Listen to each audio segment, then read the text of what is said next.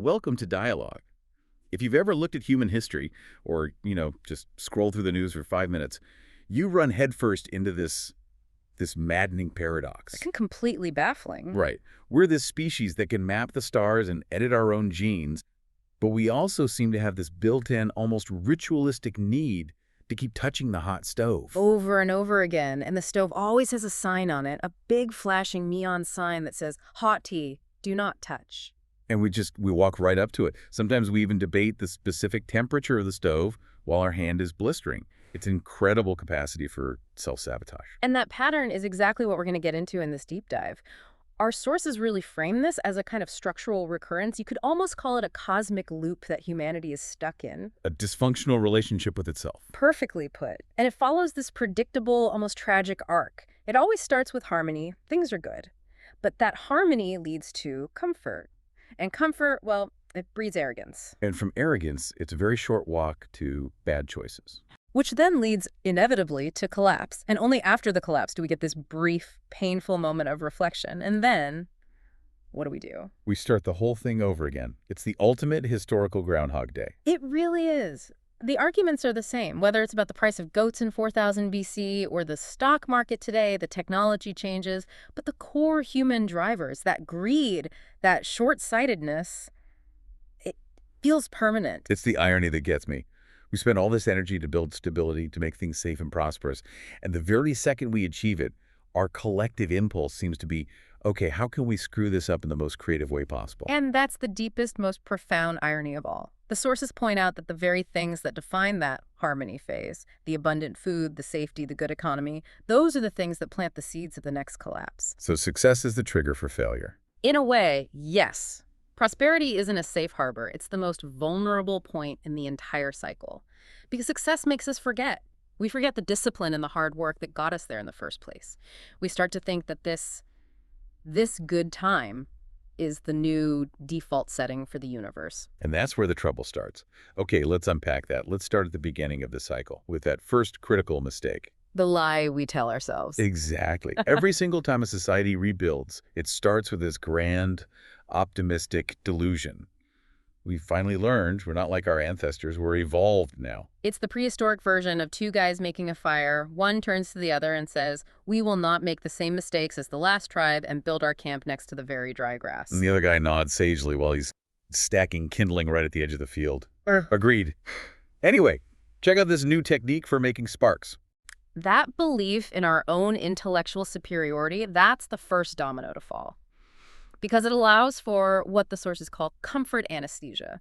The moment life gets stable, the moment those big existential threats are gone, our collective memory just starts to fade. So comfort is a painkiller for historical memory. Why? Why is stability, the thing we all want, the very thing that makes us so dumb? Well, there's a concept from psychology that explains it perfectly. Hedonic adaptation. Right. That's the idea that no matter what good thing happens to you, you win the lottery, you get a promotion, you eventually just get used to it and return to your baseline happiness. Exactly. Now, apply that to an entire society. A generation is born into peace and prosperity that their grandparents fought and bled for.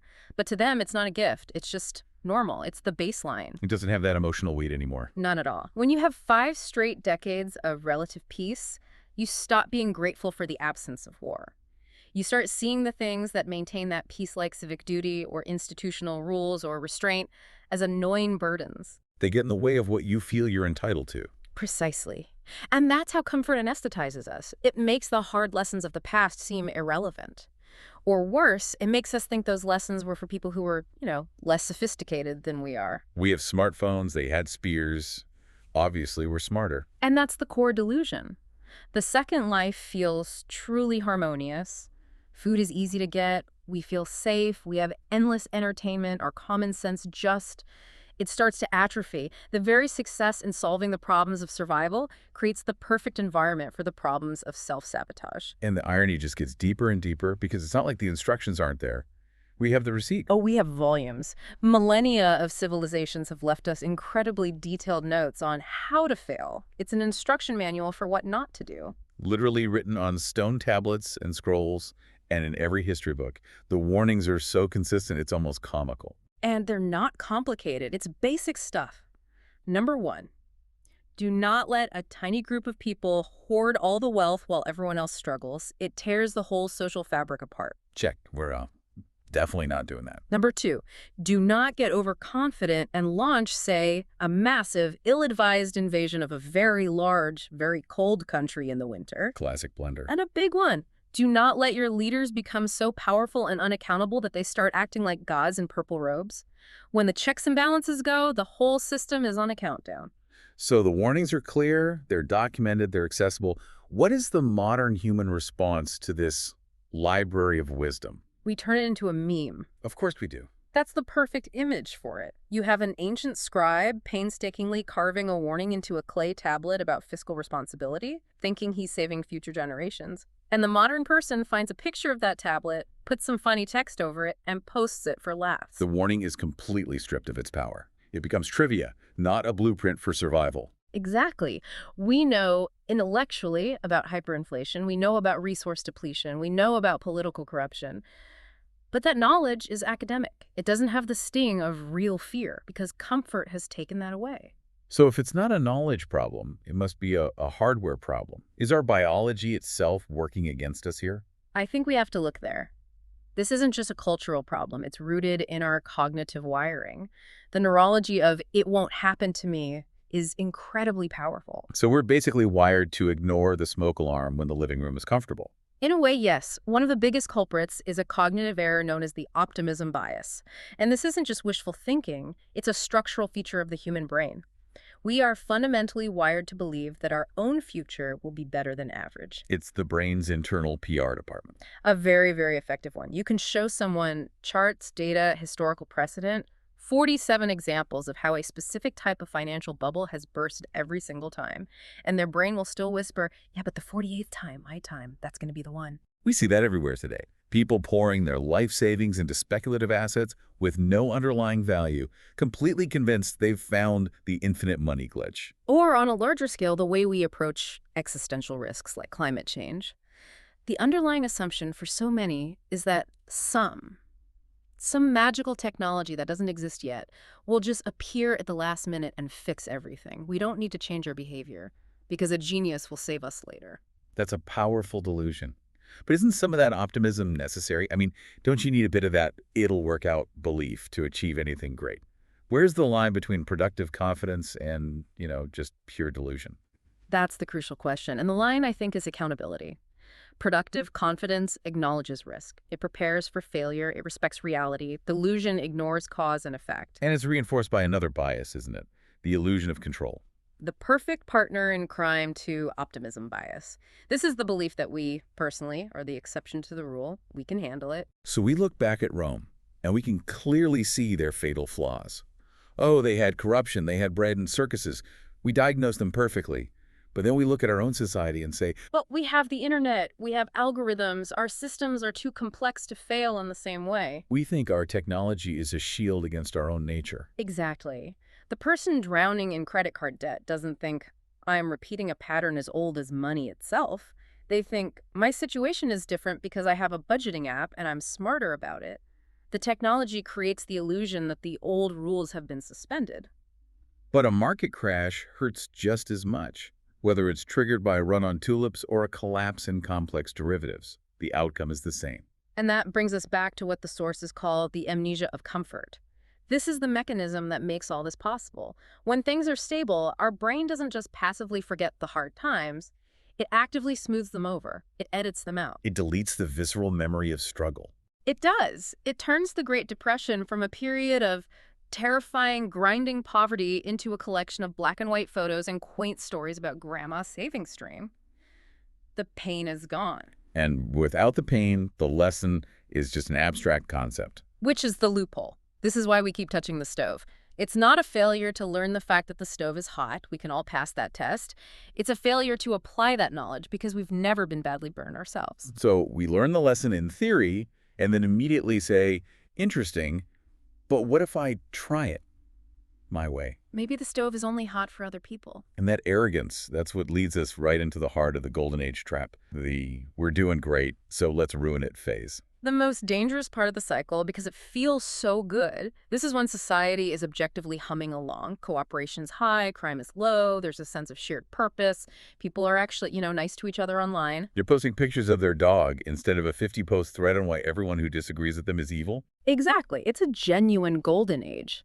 But it's a trap because that harmony isn't a destination, it's a springboard. And we can trace the psychological path down from that peak. Okay, let's lay it out for us. Harmony creates confidence, which is good at first, but unchecked confidence spirals into entitlement. And entitlement is the mother of stupidity. Harmony, confidence, entitlement, stupidity. Yeah. Let's break down that shift from confidence to entitlement. Where does it go wrong? It goes wrong the moment people start believing that the benefits of the stable society are an absolute right, not a conditional privilege that requires maintenance. It's when you start complaining about the wifey on the airplane instead of being amazed that you were sitting in a chair in the sky. That's a perfect modern example. On a societal level, it's when people start rejecting institutions not because they're failing, but just because they're old and have rules.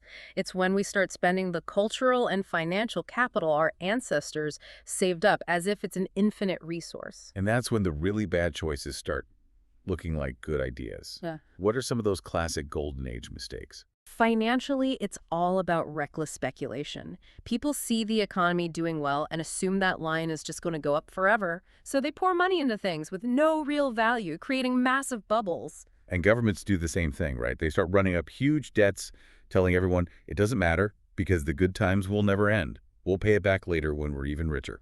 It's the same logic. We see it in resource management, too. We start treating our environment, our infrastructure, our shared social trust, as if it has infinite respawns, like in a video game. We defer maintenance on the bridges because the money is better spent on a new stadium right now. Exactly. And all of this is held together by one single powerful idea. It can't happen here. That's the phrase that's always uttered right before it happens here. Every time. Because the consequences have been gone for so long, they feel purely theoretical. We develop this illusion of immunity. We forget that our complex systems are still run by flawed people and are still subject to the basic laws of physics and economics. Which is the struggle for anyone listening to this right now. We live in a world that feels incredibly advanced. We have AI, we have global supply chains. It feels too sophisticated to just collapse like some ancient empire. And that feeling of sophistication is the most dangerous anesthetic of all. History, unfortunately, does not care how many iPhones exist. Ouch. The fundamental equations of human nature, greed, fear, arrogance, they haven't changed.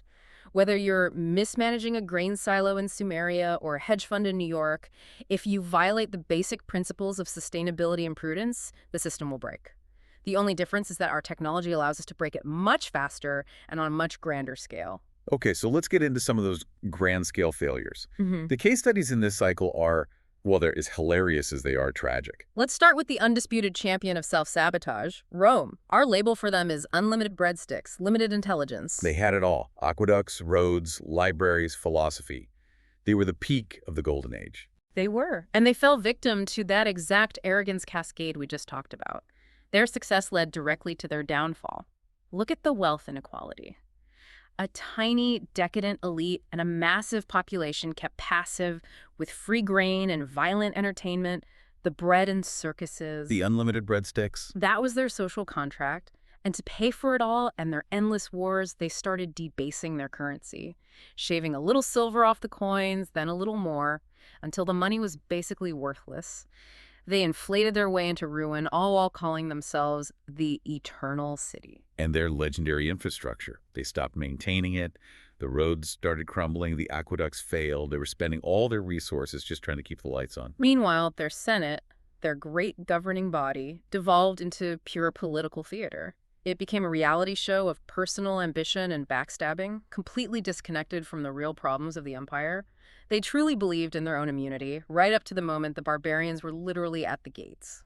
The lesson from Rome seems to be that no amount of past glory or physical infrastructure can save you if you rot from the inside out. Precisely. Next up, a very different kind of failure, the Mongols. We're calling this one conquer first, HR policies later. Their achievement is just staggering. The largest land empire in human history, built from nothing. And it was all built on this foundation of brutal discipline, meritocracy, and a rigid organizational structure. They were the ultimate example of the harmony phase achieved through sheer force of will. But the failure came almost instantly.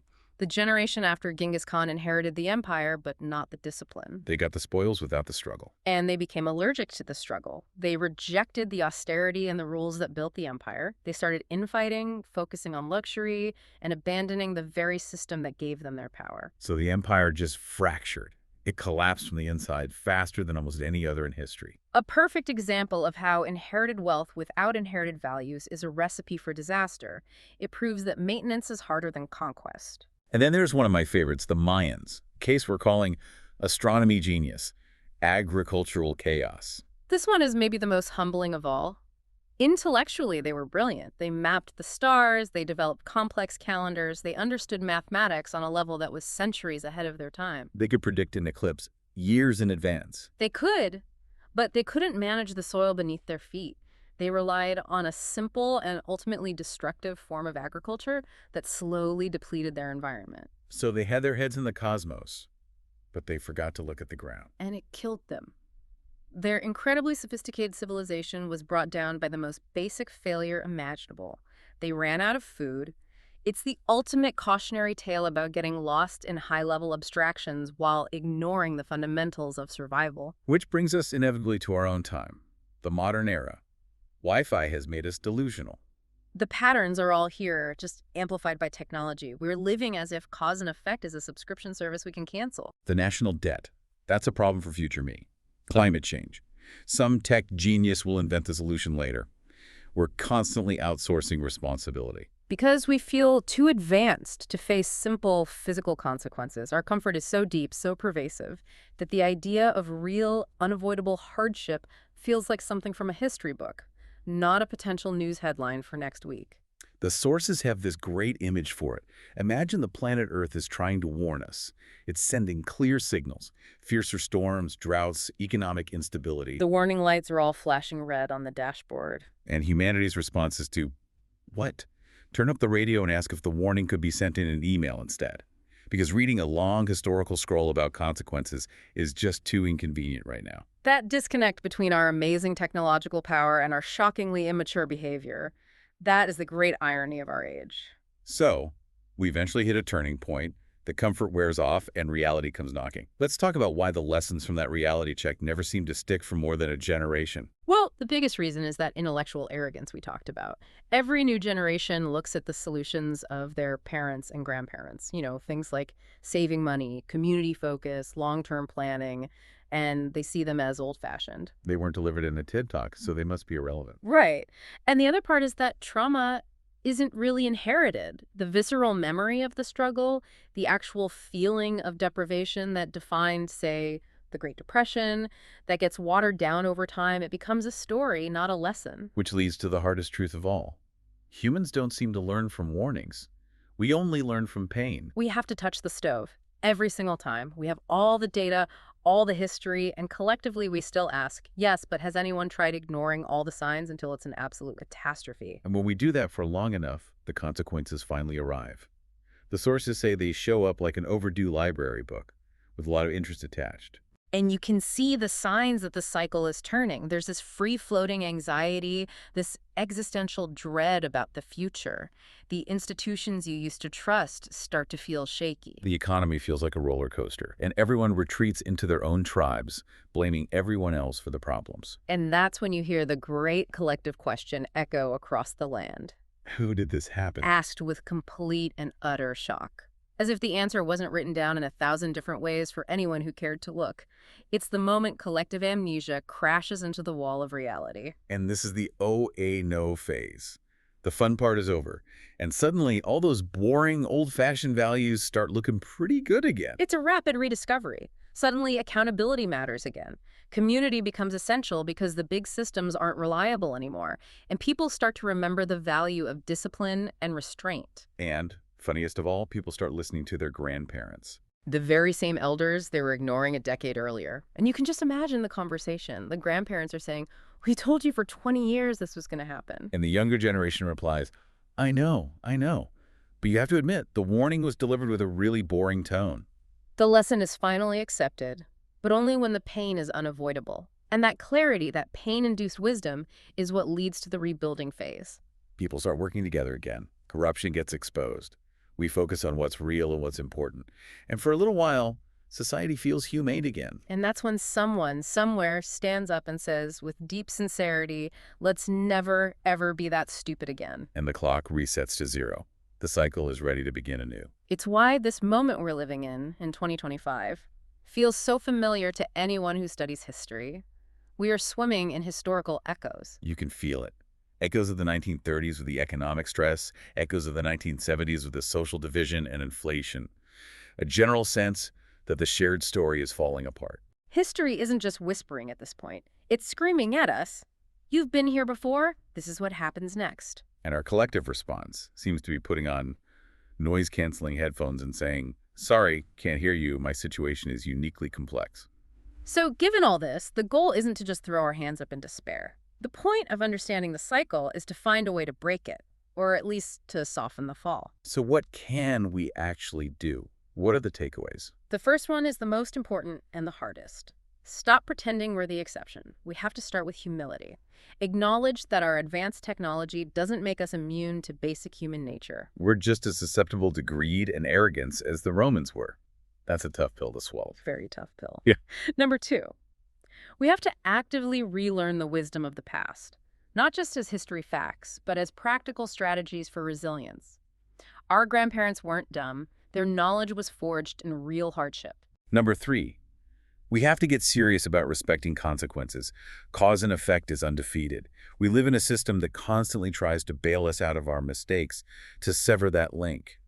But that just makes the final reckoning worse. Number four is about reconnection. Strengthen your community. The cycle accelerates when we're isolated and afraid. It slows down when we build real, local networks of mutual support. Human connection is the ultimate antidote to systemic decay. And the last one. Practice humility on every level, intellectually, financially, culturally. The ego is the engine of this entire destructive cycle. The moment you think you're too smart to fail is the exact moment you've guaranteed that you will. It really brings to mind that image of a great historical meeting. You get an ancient Greek, a medieval farmer, and a 1950s grandma all in a room. And they're all complaining. The Greek says, you ignored our teachings on civic virtue. The farmer says, you ignored the basic rules of sustainable agriculture. The grandma says, you just ignored plain common sense. And the modern person holding their smartphone just looks at them all and says, okay, I hear you, but like, we had TikTok. Our problems were just way more complex, you know? And that's the punchline. The final, frustrating, hilarious punchline that keeps the whole wheel turning. So we're not doomed, necessarily. We're No. just forgetful and comfortable and a little too cocky for our own good. But here's the final thought, the hopeful one that the material leaves us with. The gift of the cycle is that every single collapse is followed by clarity. Every period of chaos contains the seeds of its own renewal, because the pain forces us to remember what matters. We learn, we rebuild, we get smart again. It's only for a little while. So maybe, just maybe, with enough awareness and a little bit of humility, maybe we can find the pause button on this loop. Or at the very least, as you said, we can start making new and better mistakes. If you enjoyed this conversation, please like, subscribe, and share this video. Also, let us know in the comments what really stood out to you in this conversation, and if there's any related topic or new topic that you would like covered in a future video.